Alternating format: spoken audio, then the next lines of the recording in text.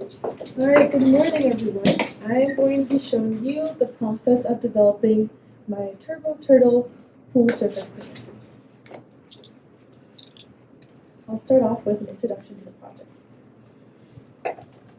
Now, as many of you know, we have an outdoor pool here at the upper school. Our middle school team uses this pool, the upper school uses this pool, and we also have a year-round club swim team from Atlanta that uses this pool as well. Now, because it's an outdoor pool, we have some hygiene problems compared to a pool that might be indoors.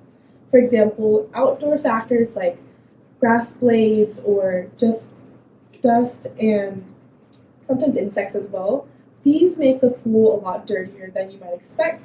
And swimmers also contribute to this with stray band-aids, just loose hair, and other types of gross contents in a pool.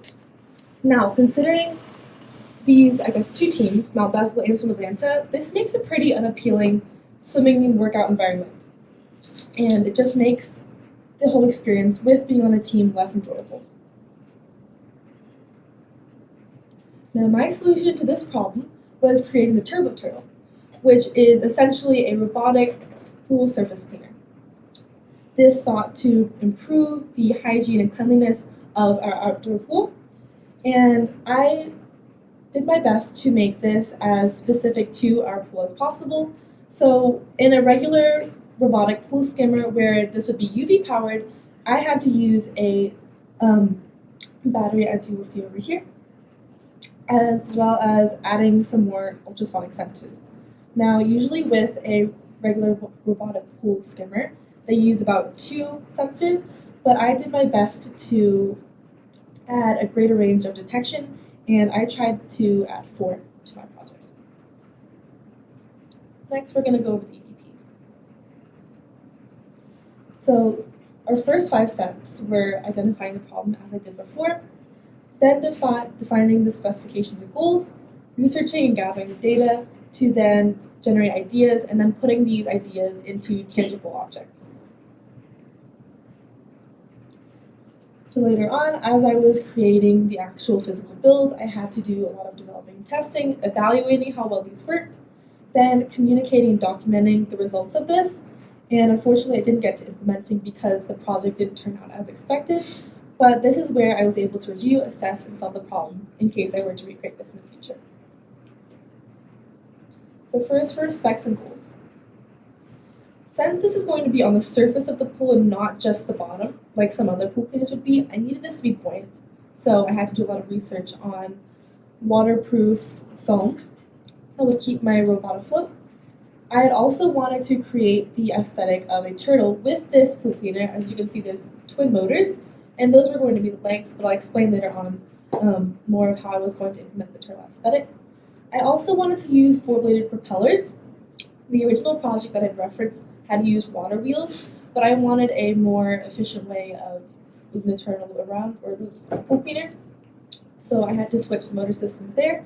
And as I said before, I wanted to use more sensors for better detection of leaves and debris on the pool surface.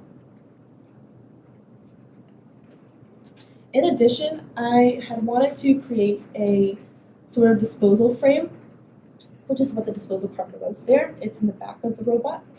I also was going to do a on-deck battery source because this wasn't going to be UV powered. One of the most important things was creating a cost-efficient pool skimmer robot. So whereas a commercial pool skimmer might be at least $300, sometimes going up to $500 and more, I wanted to make sure I could create a robot that was a bit more cost-effective. And if I had time, I had some ideas such as implementing LED lights around the front of the robot for detecting stop and go.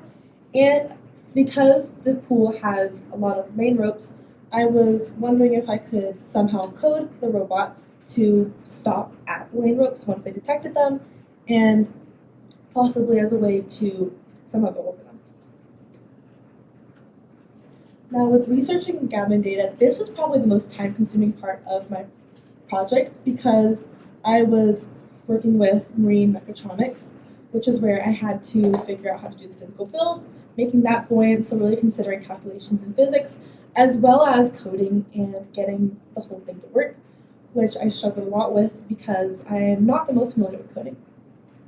Now, for references in my research, I talked to my swim coach, who coaches both the Swim Atlanta and Mount Bethel team, Coach Pat, and just talked to him about recurring problems that typically happen with the pool. I also referenced a lot of current commercial robotic pool cleaners and tried to grab the best ideas from them to combine into my project. I also looked at some Roomba models. I'll get more into that later, but I was working on I was going to reverse engineer a Roomba model to possibly turn into my robotic pool cleaner. But I also relied on ChatGPT with permission for a lot of the coding because I was so unfamiliar with it. Ultimately, though, I ended up using this Scar robot as my reference, and I'll do a quick visit. This ultimately ended up being my reference project. Now, as you can see here, they were originally the water wheels, as you can see right there, but essentially the conveyor belt system remained the same. How this would work is this motor would run a gear that is right here, right under the fabric, and this would turn these two gears as a result of the fabric attaching them, and any leaves or debris would go up, slide onto this waterproof contact paper covered surface to eventually just stay right here, and eventually you could remove the debris later on.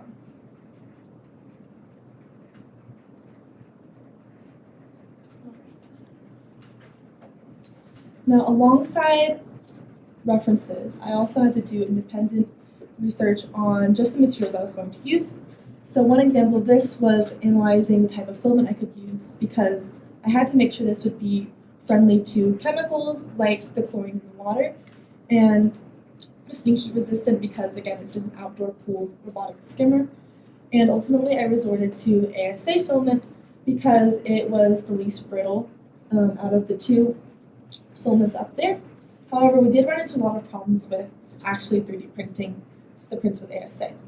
I also had to look up some waterproof materials, such as the nylon mesh and fabric that you see on the conveyor belt right here. I also had to look up some marine and water-resistant paints, as they're not the most widely available. However, I was able to find a navy paint that will keep the pool skimmer from leaking. I also had to look up some types of foam that would help my project float, and on the bottom of my project you'll see that we have some lining of EVA foam.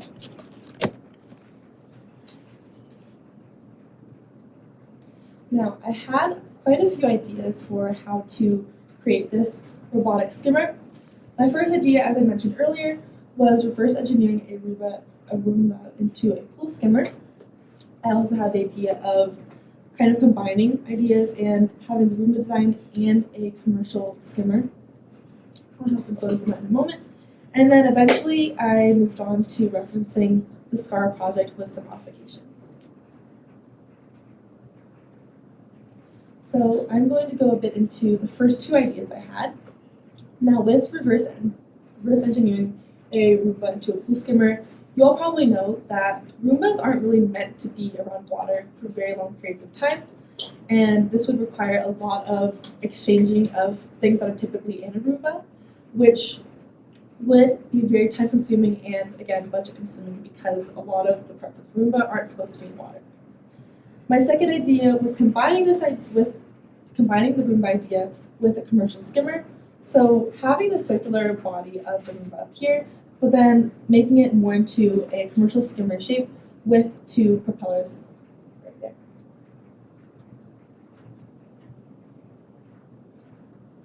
Right. With your finger.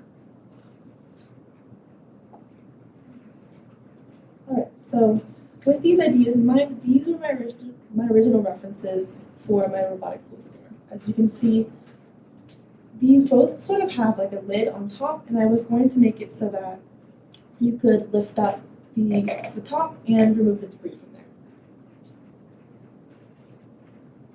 Later on, when I moved to the SCAR project as my reference, I ended up having to completely change, I guess, the whole of the project. So instead of just creating a base, I created 2 side frames, as you can see in the Scar project.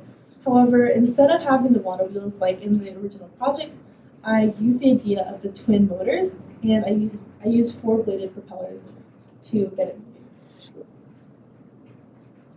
With developing and testing, there were a lot of parts to look over, starting with the side frames, which would be the main part of the whole, as well as the conveyor belt to actually get the debris moving up. And later on had to print the disposal frame and focus on electronics later on, and then just making sure that all 3 motors worked. So this is just a picture of the process of painting and preparing the side frames. I did multiple layers of the marine paint just to get a more even surface. Here are pictures of the disposal frame. I had it started with 2 parts because in my side frames I had indentations to hold the disposal frame itself. I had to kind of create these in puzzle piece shapes. I later on had them dry with clamps on them just to make them secure, and this eventually ended up being the bottom layer, and this was the top layer. And in the process of attaching these 2 together, I glued 2 pieces of full net mesh in between. Now with the electronics, which I unfortunately spent a bit less time on than I wanted to, this is a picture of the sensor modules I would use. Each of these for the 4 sensor modules would go to specific pins on my Node MCU, which is kind of the equivalent of an Arduino. And this is just a picture of the propellers that I use. With my project demonstration, I'll show you a quick overview of what it was supposed to do. So originally, if I hadn't experienced a short circuit, the electronics would go in this little section right here in a waterproofed box. However, since it didn't make it into the box, I will show you a bit of how it looked right here. Here is the Node MCU. I had 2 ESCs connected to the twin motors to control the speed of them, and I was going to control the whole robot itself through a library called Blink, which is a mobile app on your phone. I was going to work with Blink on the Arduino IDE platform. However, as I was trying to connect my switch to the overall prototype board, I experienced a lot of mishaps, as you can see here, a fried wire. But if the project were to work as planned, this motor would be moving the entire conveyor belt. The debris would run into this sloped platform right here, and later on, as the debris builds up, you could clean it easily because instead of having a solid back like before with the Scar, you can clean through the mesh. Now with milestones.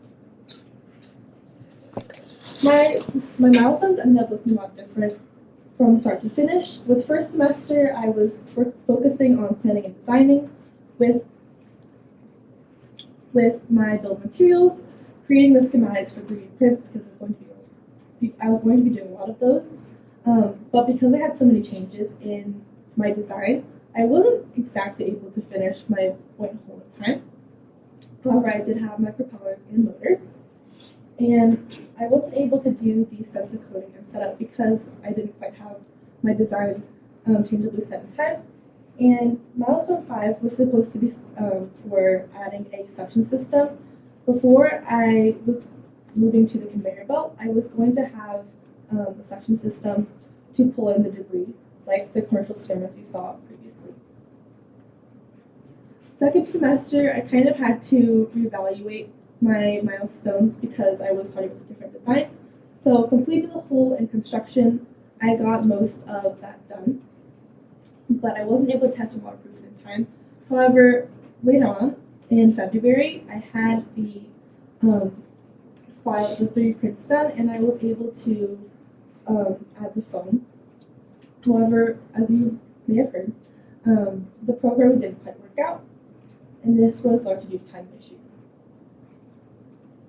So the program wasn't quite complete, and however though, with the programming not working, I was able to focus on aesthetics still, not really compromising the functionality for the looks of the project. And so the pool skimmer is able to float in water, but it isn't quite able to work out the way I wanted it to. So for challenges. Again, I had a lot of changes to what kind of design I wanted to do, so I had to really reassess my build materials and milestones. I did use some help from ChatGPT to make sure I could run through the logistics of my project and just help me with calculations for the mechanisms. However, the design became overcomplicated and not very feasible because initially I didn't have a set reference project because I was trying to make a whole new one on my own. Again, timing was another big issue. Planning what specific design I wanted to create ended up being very time consuming. I wasn't able to do the turtle aesthetic that I wanted. I was going to hide the motor for the conveyor belt in smaller arms of the turtle, and with the 4 sensor modules, I was going to create the head of the turtle. Additionally, we had some struggles with printing parts as Mr. Acker and I had been working with ASA filament for the first time, and there was a good bit of warping in there. And with the timing issues, I wasn't able to properly address issues with my electronics. As you can see here, we had a bit of a fried wire. One of the biggest issues looking back now was really balancing how much I wanted to do with my capstone versus how feasible these things were. I wanted to challenge myself in really developing something that had a sophisticated electronics portion, but again, there were some reference projects for things like reverse engineering the Roomba. However, the best thing I could find for this was a 5-minute video, and the person creating it didn't really go into depth, and I had a very vague understanding of how they did it, only really knowing that it wasn't the most effective robot at the end. Again, with electronics, I tried to find direct answers to my problems instead of finding similar issues and then applying them critically. Another issue I had was piecemeal buying and printing. Again, with me not really being entirely set on a specific design, I had the basic parts like my propellers and electronics, but this created a less streamlined and organized method of buying and printing, such as with changing the design of the 3D prints. And I ended up sending a lot of separate emails to Mr. Acker, which ended up being quite a messy process. Finally, my reflection. I was able to build the physical part of the robot. However, I really wish that I could have gotten the electronic parts to work. However, I did end up staying under the price range of a typical pool skimmer, as this ended up being about $280. I would love to do this project again because it touches on something that I'm very passionate about, which is swimming. However, I'd probably only do this again if I had a partner, someone who is more experienced in coding electronics. What went well was I was aware of the time issue, and I caught up on some work, especially on the physical build over spring break and over weekends, especially in second semester, and I was able to still create an aesthetic project despite moving away from the turtle design.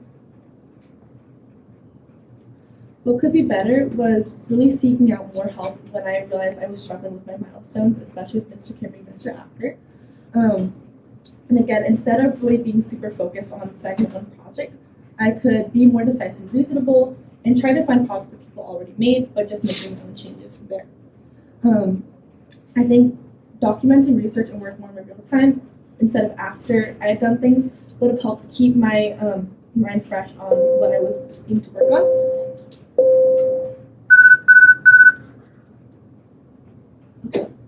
And just going over a lot of the lessons that I learned, knowing my limits and when to move on from a maybe not so feasible project. Sometimes the best way to learn is try, so instead of waiting to figure out the electronics, just making sure I have my physical build first so I can have more time for electronics later on, and tweaking the physical parts as needed instead of waiting to have everything set. I also learned that it's perfectly fine to ask for help. There isn't really such thing as a stupid question unless you wait till the last minute and don't get your project.